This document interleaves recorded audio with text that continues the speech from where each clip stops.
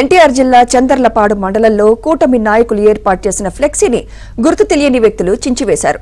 తుర్లపాడులో వరదల కారణంగా ప్రజలకు ఇబ్బందులు కలగకుండా కాపాడిన ఏపీ సీఎం చంద్రబాబు, పవన్ కళ్యాణ్ కు కృతజ్ఞతలు తెలుపుతూ ఫ్లెక్సీలు ఏర్పాటు చేశారు.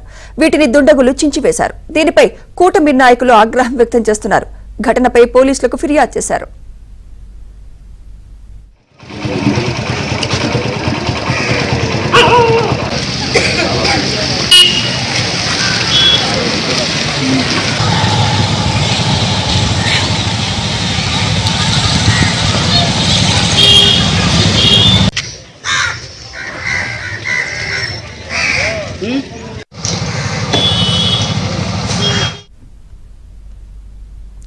ఎన్టీఆర్ జిల్లా చందర్లపాడు మండలంలో కూటమి నాయకులు ఏర్పాటు చేసిన ఫ్లెక్సీని గుర్తు తెలియని వ్యక్తులు చించివేశారు.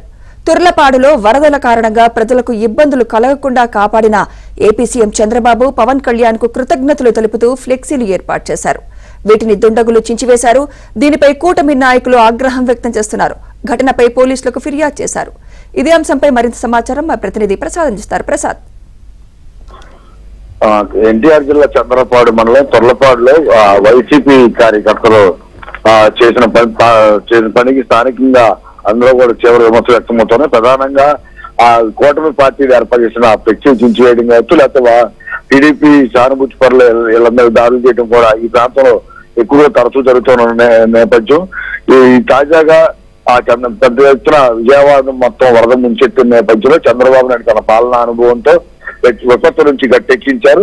దాదాపు 10 రోజుల పాటు కలెక్టర్ కార్యాలయం తన క్యాంప్ కార్యాలయంగా మార్చుకుని ప్రతిరోజు 4 పూట్ల వారికి ఆహార పదార్థాలు అందించడం కావచ్చు, అలాగే సహాయక కార్యక్రమాలు కూడా పూర్తిగా అందేలా చూడటంతో పాటు ఈరోజు ప్రతి ఒక్కరి వైసీపీ పార్టీ సానుభూతి పనులే కాదు, తటస్థులుగా ఉన్న ప్రతి ఒక్క ప్రజల అభిమానాన్ని కూడా చంద్రబాబు చూరుకున్నారు. ఎక్కడికి వెళ్ళినా కూడా చంద్రబాబు వల్ల ఈరోజు తాము బయటపడ్డామని, వరద విపత్తు నుంచి ముప్పు నుంచి తమను గట్టెక్కించగలిగారని చెప్పి కొనియాడుతా ఉన్న పరిస్థితి.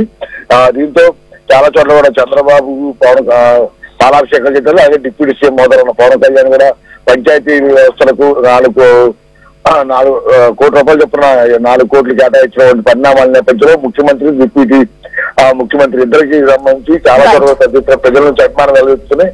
ఇందులో భాగంగా ఈ ఫ్లెక్సీలు ఏర్పాటు చేయడం నేపథ్యంలో వాటి సిచ్యువేట్ ఇటువంటి ఘటనకు పాల్పడిన వారిపై కఠిన చర్యలు తీసుకోవాలని చెప్పి స్థానికులు డిమాండ్ చేస్తున్నారు. Right, thank you Prasad.